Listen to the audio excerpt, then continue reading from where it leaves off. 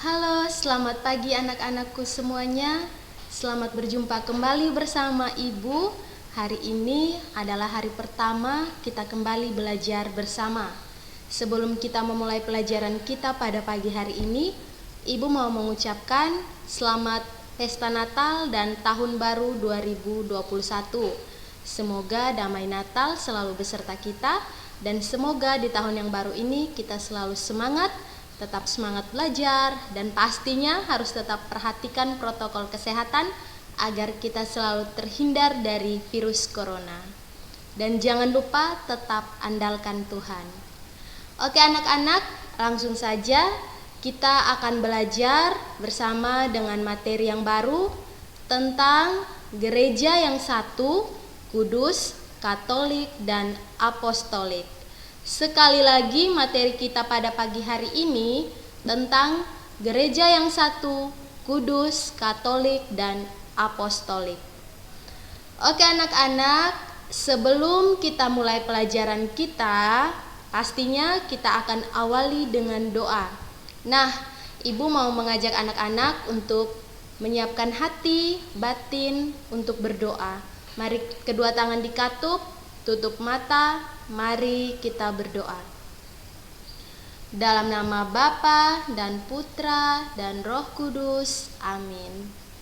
Ya Yesus, sebagaimana Engkau telah memanggil para murid yang pertama, Engkau pun memanggil kami semua sebagai anggota gerejamu untuk mewujudkan iman yang satu, kudus, katolik, dan apostolik. Ajarilah kami untuk memahami panggilan-Mu, serta mampu mewujudkannya dalam kehidupan kami. Demi Kristus Tuhan kami, amin. Dalam nama Bapa dan Putra dan Roh Kudus, amin.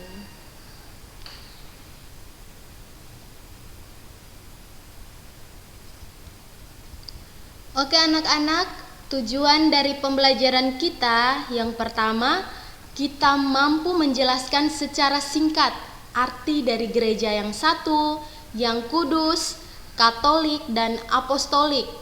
Yang kedua, kita mampu menyebutkan contoh-contoh perwujudan dari gereja yang satu, kudus, katolik, dan apostolik. Yang ketiga, kita mampu menunjukkan perbuatan yang sesuai dengan ciri-ciri gereja.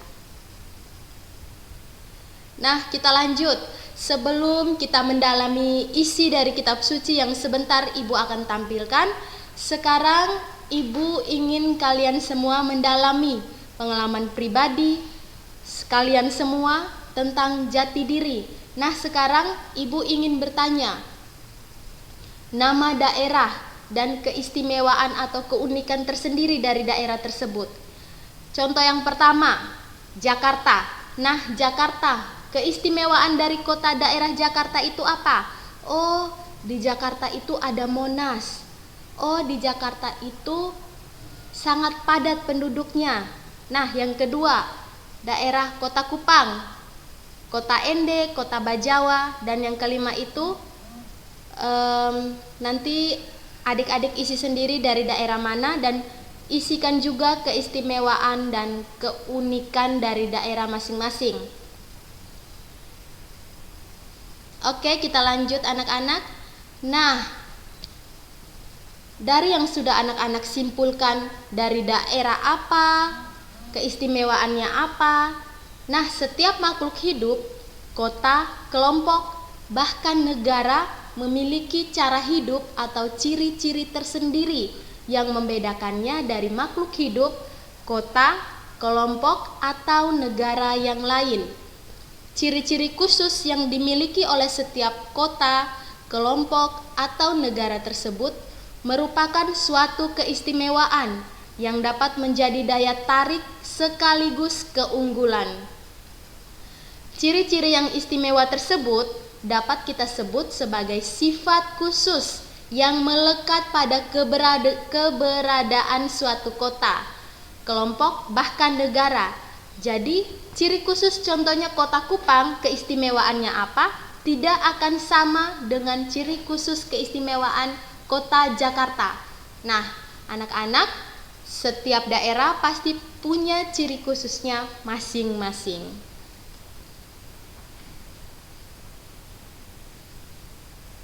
Oke anak-anakku sekalian, sekarang kita akan masuk pada pendalaman kitab suci dari gereja yang satu, kudus, katolik, dan apostolik.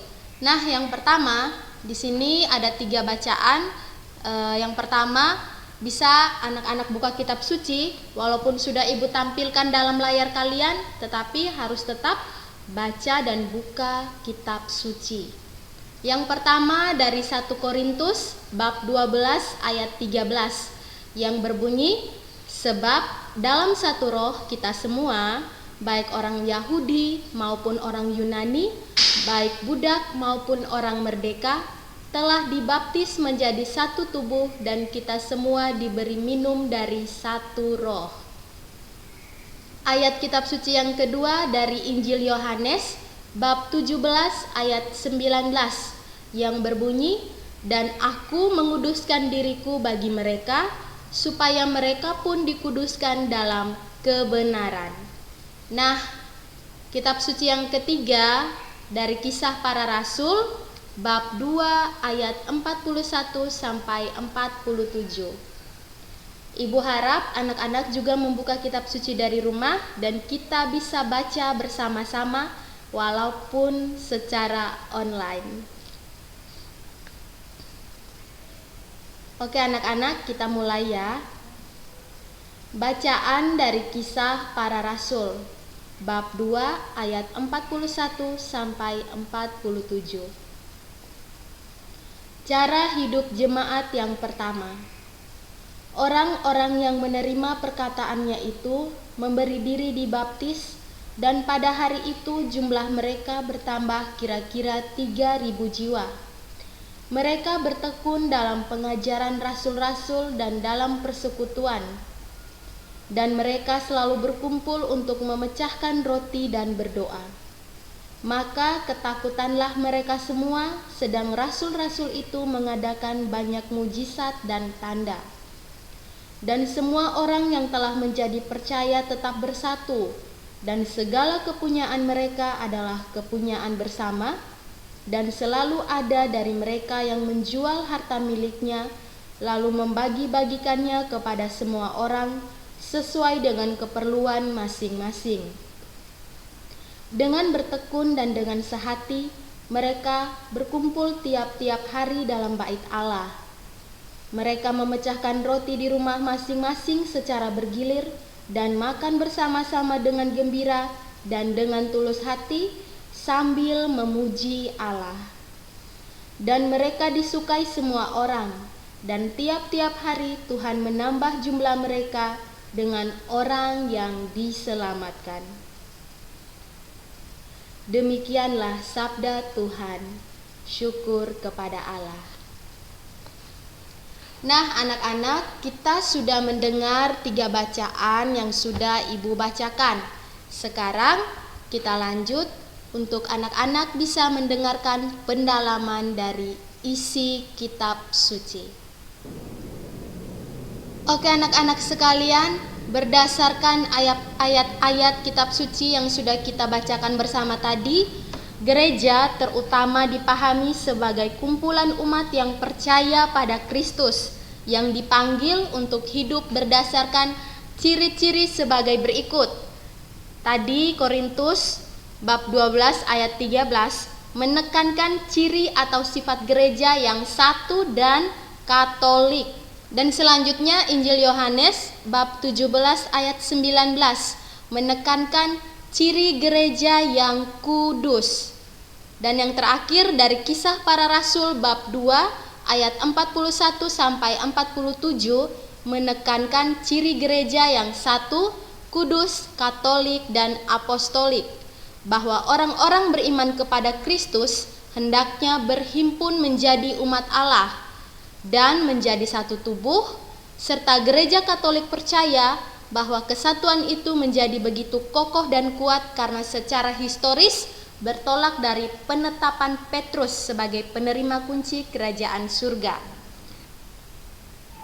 Oke anak-anak, kita lanjut. Gereja Katolik meyakini diri kudus bukan karena tiap anggotanya sudah kudus, tetapi lebih-lebih karena dipanggil kepada kekudusan oleh Tuhan.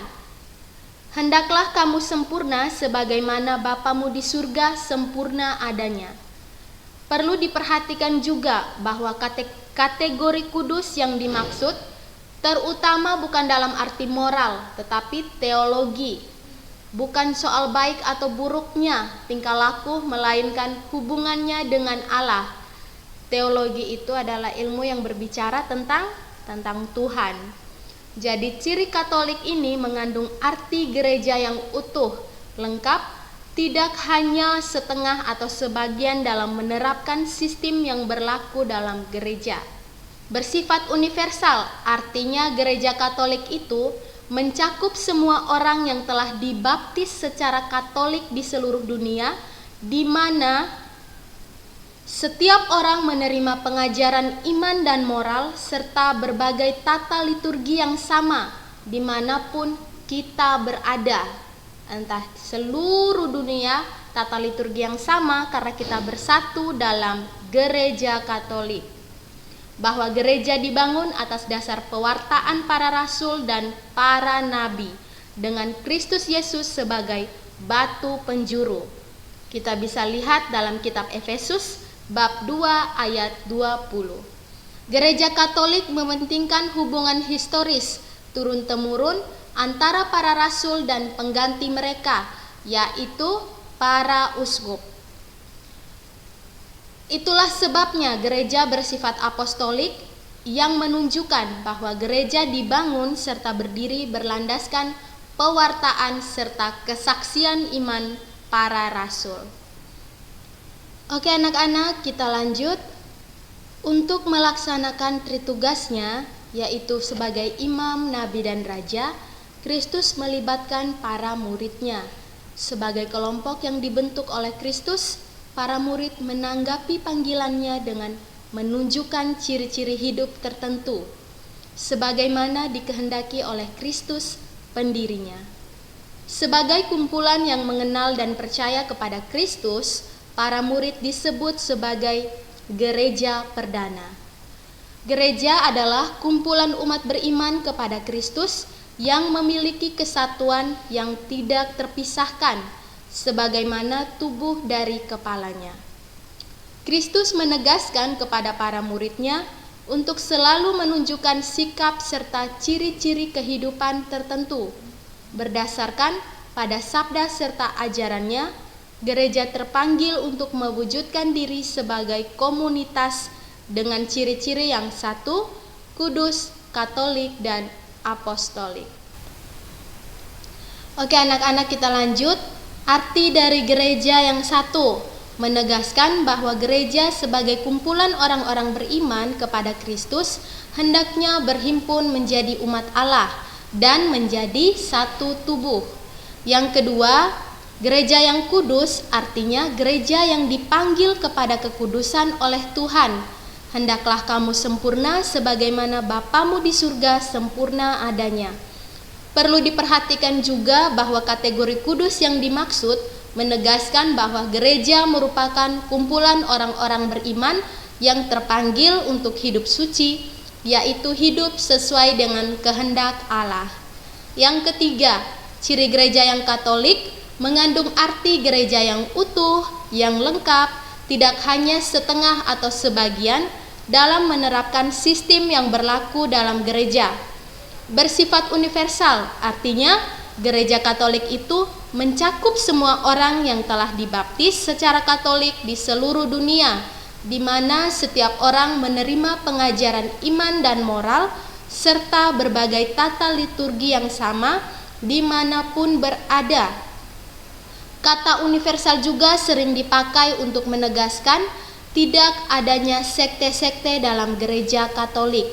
Yang keempat, ciri gereja yang apostolik, artinya ciri ini mau ditegaskan adanya kesadaran bahwa gereja dibangun atas dasar para rasul dan para nabi dengan Kristus sendiri sebagai batu penjuru.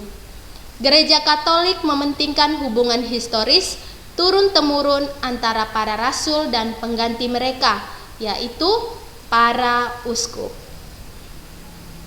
Oke anak-anak, sekarang anak-anak akan mengerjakan tugas yang akan ibu berikan, tugas sebanyak 5 nomor dengan pertanyaan yang pertama, ciri-ciri atau sifat-sifat apa saja yang ditekankan oleh masing-masing teks kitab suci tentang gereja.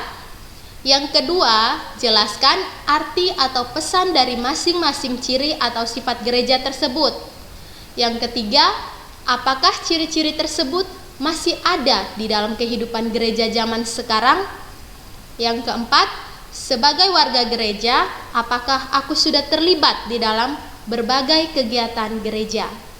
Yang kelima, kegiatan-kegiatan gereja apa saja yang telah saya ikuti? Oke anak-anak, ibu harap kalian bisa mengerjakan tugas dengan penuh tanggung jawab. Nah, sekarang pelajaran kita sudah selesai. Ibu harapkan pada semester 2 ini anak-anak lebih aktif dalam belajar. Dan ibu harapkan tugas dikirim tepat pada waktunya. Jadi anak-anak, sebelum kita menutup segala proses pembelajaran kita, baiklah kita tutup dengan doa. Dalam nama Bapa dan Putra dan Roh Kudus, amin. Tuhan Yesus, terima kasih karena Engkau telah melindungi kami dari pelajaran yang dari awal hingga akhir ini. Kami mohon tuntunan-Mu selalu ya Bapa, kiranya kami tetap semangat walaupun kami belajar dari rumah. Lindungilah kami selalu, jauhkanlah kami dari segala mara bahaya. Kiranya kasih-Mu selalu menyertai kami semua. Demi Kristus Tuhan dan pengantara kami, amin. Dalam nama Bapa dan Putra dan Roh Kudus, amin. Terima kasih anak-anakku semua. Ibu harapkan anak-anak tetap semangat belajar, tetap perhatikan protokol kesehatan. Kalau keluar rumah, jangan lupa pakai masker, cuci tangan. Terima kasih, Tuhan Yesus memberkati kita semua.